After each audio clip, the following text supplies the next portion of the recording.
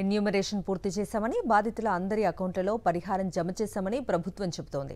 92% complete అయిందని అధికారులు అంటున్నారు. కానీ ఇప్పటికీ వేలాది మంది కలెక్టరేట్ల చుట్టూ అప్లికేషన్లు పట్టుకుని తిరుగుతూనే ఉన్నారు. అందరికీ ఇస్తే తాము కలెక్టరేట్, సచివాలయాల చుట్టూ ఎందుకు తిరగాల్సి వస్తుందంటూ వరద బాధితులు ప్రశ్నిస్తున్నారు. రీ ఎన్యూమరేషన్ చేసి తమకు న్యాయం చేయాలని కోరుతున్నారు. విజయవాడ సింగ్ నగర్ నుంచి మరింత సమాచారం మా ప్రతినిధి సురేంద్ర అందిస్తారు.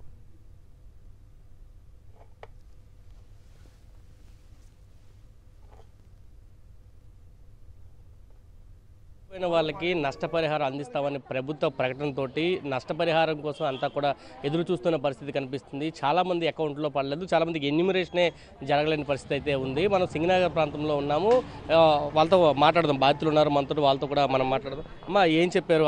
అధికారులు వచ్చారు మీ దగ్గరికి, రాసుకున్నారండి. సచివాలయంలో వాళ్ళు వచ్చి రాసుకున్నారు, కానీ మాకెంత మటుకు ఏది రాలా. మేమంతా కోల్పోయామండి. చాలా ఉంటారు. గ్రౌండ్ ఫ్లోర్లో ఉంటారు? కిందేనండి, కిందే ఉంటాం. పోయింది సామాన్లు, సరుకులు గిరుకులు అన్నీ పోయినాయి. మేము వ్యాపారం చేసుకున్న దానికి ఏమీ లేవు, ఏ దానికి ఏది లేదండి. ఇప్పటికి లేదు. వెళ్తున్నాం, అడుగుతున్నాం, బ్యాంకులు కాడ ఇవ్వండి, బ్యాంకుల్లో పడట్లేదు అంటున్నారు. సచివాలయం దగ్గరికి వెళ్తే వస్తాయి అంటున్నారు. ఇంకా అదే కానీ ఇంకంతకంటే వివరం ఏమి చెప్పట్లేదండి. తిరుగుతున్నాం. ఇంకా ఈ వయసుకి ఇంకేం తిరుగుతామండి. ఎన్నిసార్లు ఇల్లు ఉంటారు?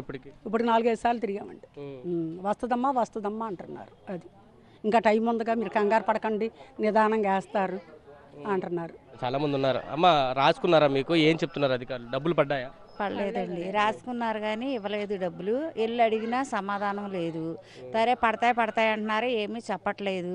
నిన్న కూడా అక్కడికి వెళ్ళి పెట్టాము, లైన్లో నుంచో పెట్టారంట, 2 గంటల దాకా తీసుకోలేదంట. అది మా పరిస్థితి ఇలా ఉంది. 15 రోజులు బట్టి ఏదో ఇచ్చింది, ఏదో తిన్నాము, అలా ఉన్నాము.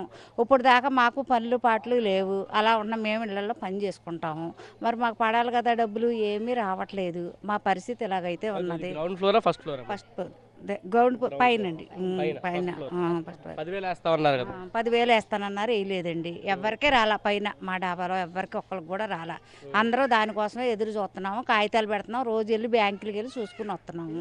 అది తిరిగి వస్తున్నాము, ఏమీ సమాధానం లేదు. మరి సచివాలయానికి వెళ్తున్నాము, ఎక్కడికి వెళ్తున్నాము, ఏమి ఇవ్వట్లేదండి, ఏమీ చేయట్లేదు. ఆ బ్యాంకుల చుట్టూ, సచివాలయం చుట్టూ అన్ని చోట్ల తిరిగి పొద్దున్న 7 వెళ్తే 2 అవుతుంది వచ్చేటప్పటికి. వండుకొని తింటాక లేదు, నీరసం అయిపోతున్నాం, రోగిష్ఠుల్లాగా మారిపోయాం మేము. మా బతుకులు ఇట్లా అయిపోయినాయి. డబ్బులు మాత్రం పట్టలేదండి. చాలా బాధగా ఉంది. అసలు ఎవరు చెప్పుకోవాలో తెలియట్లేదు. అక్కడికి వెళ్ళమంటున్నారు, ఇక్కడికి వెళ్ళమంటున్నారు, కలెక్టర్ ఆఫీస్ వెళ్ళమంటున్నారు. ఏమంటున్నారు? వస్తాయమ్మా, మీరు కంగారు పడకండి అంటున్నారు. అలాగే ఎన్ని రోజులని చూస్తామండి? ఇప్పుడు 2వ నెల కదా ఇది. ఇదిగో వస్తాయి, అదిగో 2 రోజులు ఆగిరమ్మంటున్నారు, 3 రోజులు ఆగిరమ్మంటున్నారు, ఇక్కడికి రమ్మంటున్నారు, అక్కడికి రమ్మంటున్నారు. ఎక్కడికి వెళ్ళినా డబ్బులు పట్టలేదండి. మేము తిరిగి రోగిష్ఠుల్లాగా అయిపోయి తిండి తిప్పలు లేక చచ్చిపోతున్నామండి. కార్డు, బ్యాంక్ అన్నీ ఇచ్చాము, అయినా కానీ రెస్పాన్స్ లేదండి. వాళ్ళ దగ్గరికి వెళ్ళమంటారు, వీళ్ళ దగ్గరికి వెళ్ళమంటారు. ఒకళ్ళని అడిగితే ఒకళ్ళని అడుగుతున్నారు. కంటిన్యూషన్గా చాలాసార్లు తిరిగాము, అప్లికేషన్ ఇచ్చాము. అప్లికేషన్ చూస్తాం, వెరిఫై చేస్తాం అంటున్నారు. కలెక్టర్ ఆఫీస్కి వెళ్ళాము, ఆడికి వెళ్తే సచివాలయం ఇచ్చారు కదా అంటారు. Bank book, Aadhaar card, passbook అన్నీ ఇచ్చాము, చూస్తామన్నారు. కానీ ఇంతవరకు నో రెస్పాండెంట్. 2 బళ్ళు పోయినాయి, పైన పోయింది, సామాను పోయింది. 10 రోజులు నోటెల్ హోటల్లో ఉన్నాము. హోటల్ డబ్బులు కూడా లేవు, కరెంట్ లేదు, ఏం లేదు, వాటర్ లేవు. ఇలాంటి వాళ్ళు సప్లై చేశారు, భోజనాలు అవి సప్లై చేశారు, అవి తిని ఉన్నాము. కనీసం వాళ్ళకి కూడా పట్టించుకున్న నాదులు లేదండి. ఖచ్చితంగా నష్టపరిహారం అందే విధంగా చర్యలు తీసుకోవాలంటూ కూడా బాధితులంతా కోరుతున్న పరిస్థితి కనిపిస్తుంది. కెమెరా పర్సన్ వెంకటతో కలిసి సురేంద్ర, సాక్షి టీవీ, విజయవాడ నుంచి.